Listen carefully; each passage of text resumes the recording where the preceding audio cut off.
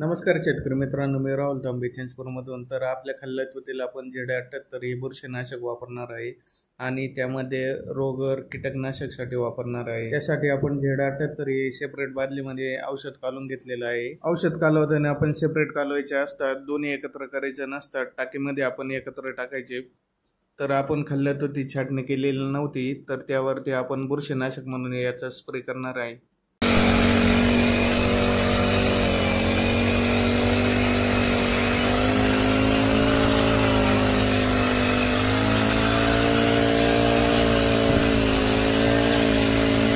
त्यानंतर आपण डाळिंबाच्या रोपावर पण M45 आणि रोगर मारून घेतलं. त्यानंतर दुसऱ्या एकरामध्ये आपण M45 आणि इंट्रापीड हे मारणार आहे. त्यासाठी पण आपण सेपरेट M45 वगैरे मिक्स करून घेतलेलं आहे औषध, आणि इंट्रापीड पंपामध्ये सेपरेट टाकायचं असतं, जेणेकरून जे M45 किंवा ZD78 कॉन्टॉप हे औषध असतं हे फुटत नाही. इंट्रापीडचा हा थ्रिप्ससाठी आणि बोकड्या रोगासाठी चांगला उपयोग होतो.